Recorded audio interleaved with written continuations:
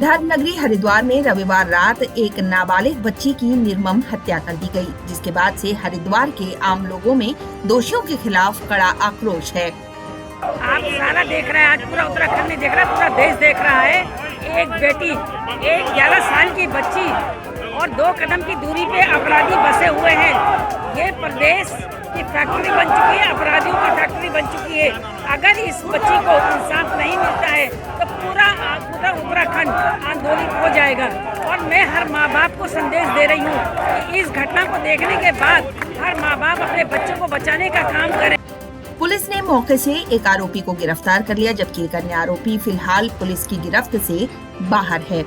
दूसरे आरोपी को गिरफ्तार करने और दोनों आरोपियों को फांसी की सजा देने की मांग को लेकर शहर के कई मुख्य चौराहों और सड़कों पर आज कैंडल मार्च निकाला गया। जो परसों रात की घटना एक वाकई दुखद घटना है और मैं अनुरोध करता हूं प्रशासन अधिकारियों को, जिन हाथों से वो अपराधी आउट हुआ है उस अधिकारी को तत्काल सस्पेंड होना चाहिए। ये मैं प्रशासन और यहाँ के मुख्यमंत्री से निवेदन करता हूँ। अगर आप सस्पेंड नहीं करते तो इसका आंदोलन बहुत तेज होगा, आपको शीघ्र ही पता चल जाएगा।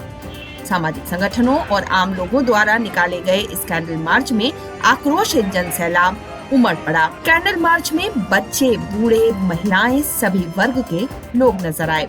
आक्रोशित लोगों ने सरकार से दोषियों को फांसी की सजा दिलाने की मांग की। कि जो रितिशा के हत्यारे हैं उनमें सिर्फ एक आदमी गिरफ्तार किया गया है, जो राजीव का भांजा था।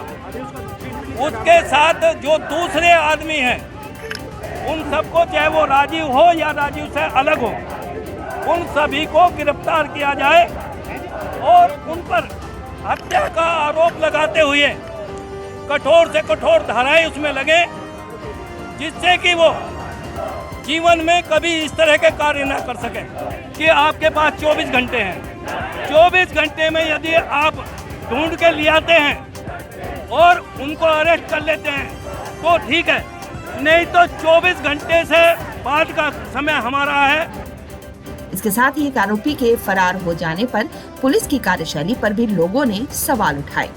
आक्रोशित लोगों ने मांग की कि पुलिस 24 घंटे के अंदर फरार आरोपी को गिरफ्तार करे और दोनों को फांसी की सजा दिलवाए। सड़कों पर निकले लोगों के हुजूम को काबू करने के लिए पुलिस प्रशासन को भी खासी मशक्कत करनी पड़ी।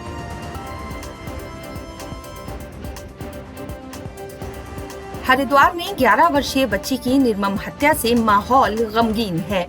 मृतक बच्ची के परिजनों को अब सिर्फ इंसाफ का इंतजार है। हरिद्वार के विधायक और कैबिनेट मंत्री मदन कौशिक ने देर शाम पीड़ित परिवार से मिलकर परिवार को सांत्वना दी और आरोपियों के खिलाफ सख्त कार्यवाही करने का विश्वास भी दिलाया। घटना के बाद से ही आरोपियों को फांसी की सजा दिए जाने की मांग उठ रही है। मदन कौशिक ने कहा कि उन्होंने पुलिस अधिकारियों से बात कर फरार आरोपी को गिरफ्तार करने के लिए कहा है। उन्होंने कहा कि ऐसे जघन्य अपराध को अंजाम देने वाले फांसी के हकदार हैं। सरकार मामले को फास्ट ट्रैक कोर्ट में चलाकर कम से कम समय में आरोपियों को फांसी की सजा दिलाने की कार्यवाही करेगी। घटना के बाद से लगातार डीजीपी और एसएसपी को मैं बातचीत कर रहा था, मेरे सारे कार्यकर्ताओं से, और इस घटना के बाद निश्चित रूप से मुख्यमंत्री जी भी बड़े अंदर शोक हैं। आज मैंने डीजीपी से भी बातचीत की हाउस के बाद और एसएसपी से भी की है कि एक तो फास्ट ट्रैक कोर्ट के माध्यम से ये पूरी ताकत के साथ खड़े कि जब तक उसको फांसी नहीं हो जाती, क्योंकि वो फांसी का ही हकदार है जिसने इस प्रकार का कार्य किया है। इसलिए फांसी तक हम लोग शांति से नहीं बैठेंगे जब तक उसको फांसी नहीं होगी। और जो उसके साथ दूसरा उसका साथी है, उसके लिए हमने कहा किसी भी रूप में आप कितनी भी टीम बनाइए, आवश्यकता पड़ेगी आपको और पुलिस फोर्स की आवश्यकता, वो भी उपलब्धता हम लोग कराएंगे, लेकिन उसको भी लाकर और उसी प्रकार से उसको भी सलाखों के पीछे होना चाहिए। बाकी जहाँ तक सवाल है, बाकी जांच का जो अभी बातचीत हुई सर्च करने की, उसके लिए भी हमने कहा कि तत्काल उसको भी सर्च करें। आपको बता दें कि धर्मनगरी हरिद्वार में रविवार रात नाबालिग बच्ची की निर्मम हत्या कर दी गई, जिसके बाद से हरिद्वार के आम लोगों में दोषियों के खिलाफ कड़ा आक्रोश है। मामले में आरोपियों को फांसी की सजा देने की मांग को लेकर कल शहर के कई मुख्य चौराहों और सड़कों पर कैंडल मार्च भी निकाला गया, जिसमें आक्रोशित जन सैलाब उमड़ पड़ा। कैंडल मार्च में बच्चे, बूढ़े, महिलाएं सभी वर्गों के लोग नजर आए। पौड़ी में एक सरकारी शिक्षक ने साहित्य के क्षेत्र में कार्य कर रहे हिंदी लेखकों को नया मंच देने के साथ ही हिंदी विषय के अध्यापकों को हिंदी पाठ्यक्रम के अध्याय छात्रों के समक्ष प्रस्तुत करने के लिए एक ओपन प्लेटफॉर्म तैयार करके दिया है। इस ओपन प्लेटफॉर्म के जरिए हिंदी साहित्यकार जहां अपने साहित्य रचनाओं को वेबसाइट के जरिए छात्रों के समक्ष रख पाएंगे, तो वहीं अध्यापक भी हिंदी विषय के पाठ्यक्रम को आसान अध्याय बनाकर छात्रों के पाठ्यक्रम को आसान बना सकेंगे। दरअसल राज्य के इंटर कॉलेज जहरी खाल के शिक्षक दिनेश पाठक ने साहित्य सुधा नाम की एक वेबसाइट बनाई है, जिसका मकसद छात्रों में हिंदी की तरफ एक नई जागृति पैदा करना है। इस ओपन प्लेटफॉर्म में हिंदी लेखकों के साहित्य के अध्ययन छात्र एक क्लिक से कर पाएंगे, तो हिंदी विषय के अध्याय भी इस वेबसाइट में छात्रों को आसानी से नजर आएंगे। छात्र sahityasudha.in पर क्लिक करके हिंदी के प्रति अपनी रुचि बढ़ा सकते हैं। इस वेबसाइट का उद्घाटन गढ़वाल मंडल के अपर निदेशक माध्यमिक शिक्षा महावीर सिंह बिष्ट ने करते हुए इस ओपन प्लेटफॉर्म को छात्रों के हित में बताया है, जो कि छात्रों में नई जागृति मातृभाषा हिंदी के साहित्य व रचनाओं के प्रति भर पाएगा। मैं अपने शिक्षा विभाग के सभी शिक्षकों और छात्र छात्राओं से अनुरोध करूंगा कि वो sahityasudha.in में अपने विचारों को शेयर करें, अधिक से अधिक शेयर करें। उनके मन में चाहे कविता हो, चाहे लेख हो, चाहे व्यंग हो, जो भी उनके समझ में आता हो, वो इस प्लेटफॉर्म में जाएं और इस sahityasudha.in में शेयर करें, और इससे जो है अधिक से अधिक लोगों तक उनकी बातें पहुंच पाएंगी। वहीं शिक्षक दिनेश पाठक ने बताया कि छात्र आधुनिक दौर की तरफ लगातार बढ़ रहे हैं। ऐसे में पुस्तक की बजाय छात्र नए विषयों को ऑनलाइन ही खोजते नजर आते हैं। ऐसे में हिंदी साहित्य और छात्रों के पाठ्यक्रम को आसान बनाने के लिए उन्होंने इस नई पहल की शुरुआत की है। इसका मुख्य उद्देश्य जो है, ये एक ओपन प्लेटफॉर्म हमने दिया है हिंदी साहित्य के लेखकों और अध्यापकों को। हिंदी साहित्य के जो लेखक हैं वे तो अपनी रचनाएं इसमें डाल ही सकते हैं, साथ ही हमारा प्रयास ये है कि जो हिंदी विषय से जुड़े अध्यापक हैं वो हमारे विद्यालय के बच्चों के लिए अलग अलग विषयों पर, जो हिंदी विषय की अलग अलग चीज़ें, उन पर अध्याय बना करके, लेसन बना करके इसमें डाल सकें, जिससे छात्र भी लाभान्वित हो सकें। तो यही इसका हमने आज उद्देश्य रखा था, और ये आज हमने सभी लोगों के लिए, जो आम जनता है या आम शिक्षक हैं, आम लेखक हैं, उनको समर्पित कर दिया।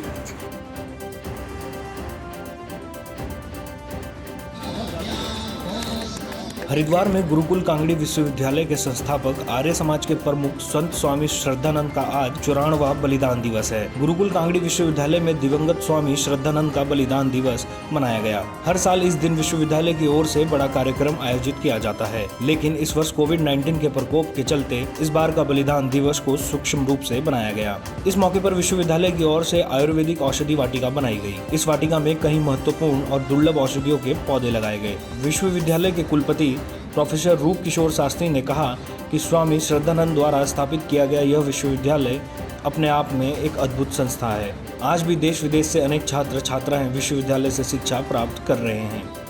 अमर हुतात्मा स्वामी श्रद्धानंद बलिदान पर्व है। गुरुकुल कांगड़ी विश्वविद्यालय कृतज्ञ भाव से उनको स्मरण करता है। उन्होंने इस देश में सबसे पहले भारतीय संस्कृति और सभ्यता और धर्म और दर्शन के आधार पर और मातृभाषा हिंदी के आधार पर जिस विश्वविद्यालय की स्थापना करी थी, ये अपने में एक अद्भुत था उस अंग्रेज़ों के समय में भी। तो ये सारा श्रेय स्वामी श्रद्धानंद को जाता है। आज इसके माध्यम से पूरे देश और विदेश में विश्वविद्यालय की पताका फहरा रही है, और आज हम उन्हीं को बड़े श्रद्धा भाव से स्वामी श्रद्धानंद को यहाँ पर स्मरण कर रहे हैं।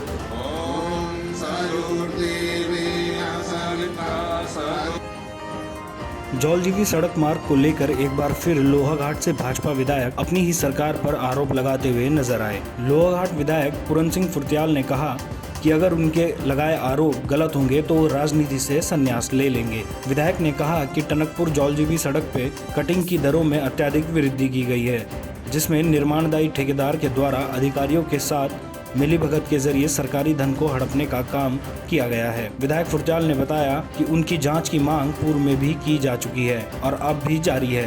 विधायक के द्वारा जांच के लिए मुख्यमंत्री को भी पत्र लिखा गया। जो मैंने आरोप लगाए हैं कि इसकी डीपीआर गलत बनी है, कटिंग 20-25 करोड़ की जगह 82 करोड़ की बनाई है। अगर ये सत्य नहीं पाया जाएगा जांच के बाद तो मैं राजनीति से संन्यास ले लूँगा। ये भी मैं घोषणा, मैं किसी में एलिगेशन नहीं लगा रहा हूँ, मैं मुद्दों के आधार पर राजनीति कर रहा हूँ। लोग केवल चर्चा में आने के लिए राजनीति कर रहे हैं। ये जनन मुद्दा है और इसमें सब ने मौन खींच रखा है, जिसे साफ सौंप दिया है। ऐसी स्थिति आ रही है, ये उत्तराखंड के लिए अच्छी बात नहीं। शीतकालीन पर्यटन स्थलीय औली में बने ग्लास हाउस इन दिनों शराबियों की ऐशगाह बनते जा रहे हैं। औली में पर्यटकों को प्रकृति के नज़ारों सहित हिमालय की श्वेत धवल चोटियों का दीदार करने के लिए पर्यटन विभाग द्वारा बनाए गए ये दर्जन भर व्यू पॉइंट बिना रख रखाव के शराबियों के अड्डे बने हुए हैं। आप इन तस्वीरों में देख के अंदाजा लगा सकते हैं कि यहाँ शरारती तत्वों ने अपना जाल फैलाया हुआ है। इन दिनों यहाँ पर्यटकों की आमद बढ़ी हुई है।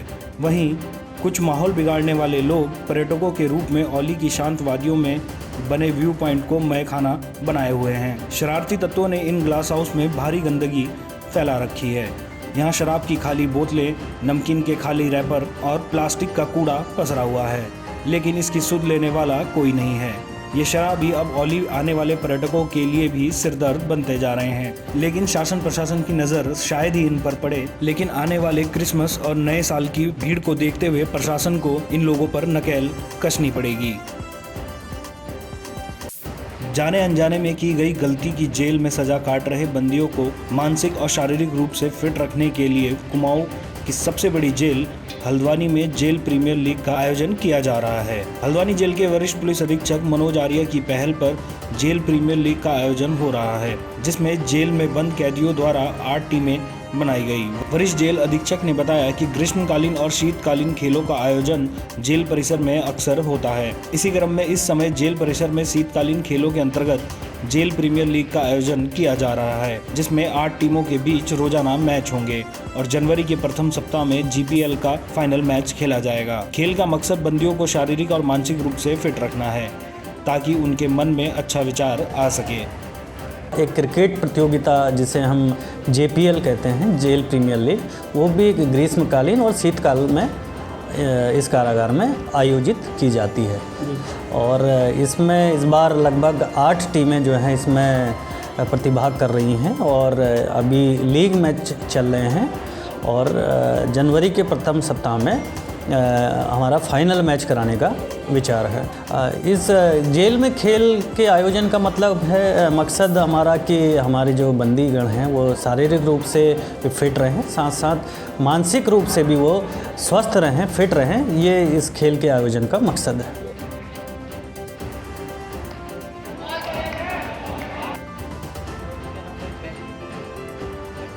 रुद्रपुर रेलवे स्टेशन से कैश कलेक्शन कर लौट रहे कर्मचारी को बाइक सवार 3 बदमाशों ने तमंचे की नोक पर लूट लिया। लूट की सूचना पर पहुंची पुलिस ने मामले की जांच शुरू कर दी है। साथ ही घटना को अंजाम देने वाले बदमाशों की धरपकड़ के लिए टीम भी गठित कर दी गई है। जानकारी के अनुसार आज दोपहर में radiant cash management service private limited के कर्मचारी सचिन शर्मा रेलवे स्टेशन से कलेक्शन कर लौट रहे थे। कैश लेकर सचिन अभी कुछ दूरी पर ही पहुंचे थे कि बाइक सवार 3 बदमाशों ने उन्हें रोक लिया और सीने में तमंचा लगा दिया और बैग लूट कर रफू चक्कर हो गए। कर्मचारी सचिन ने बताया कि वो श्रीराम ट्रांसपोर्ट, अमेजन और रेलवे से कैश कलेक्शन कर लौट रहे थे। तभी रेलवे स्टेशन रुद्रपुर के पास हथियार से लैस 3 बदमाशों ने उनका बैग लूट लिया, जिसमें 5,35,000 रुपए रखे गए थे। घटना की सूचना पर कोतवाली पुलिस सहित SP सिटी देवेंद्र पिंचा ने बताया कि रेलवे स्टेशन के पास 5 लाख से अधिक की लूट का मामला सामने आया है।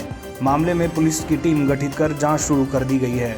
साथ ही आसपास की CCTV फुटेज भी खंगाले जा रही है। देखिए, ये एक सचिन शर्मा है जो रेडियंट कुछ कैश मैनेजमेंट कुछ कंपनी है, वहाँ से उनकी कैश वगैरह कलेक्ट करते हैं। ये कलेक्ट करके ला रहे थे, रेलवे स्टेशन से इधर आ रहे थे। इसी दौरान 3 बदमाशों ने इनसे जो बैग था जिसमें पैसे तो वो छीन लिए। अभी फ़िलहाल FIR हम दर्ज कर रहे हैं और उसमें आगे टीम बना दी गई है और देख रहे हैं, वो CCTV वगैरह देख रहे हैं। उम्मीद करते हैं जल्दी इसको हम पकड़ें।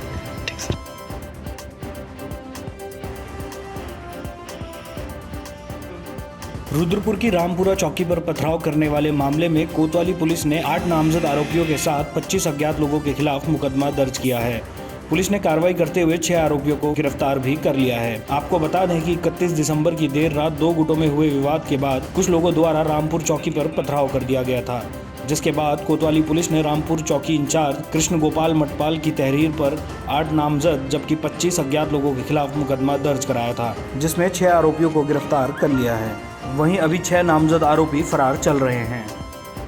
पूरा चौकी में पथराव का मामला हुआ था, तो इसमें 8 अभियुक्त नामजद थे और 20-25 अन्य अज्ञात में दर्ज किया गया था। तो इसमें 6 लोगों को कल गिरफ्तार करके जेल भेजा गया।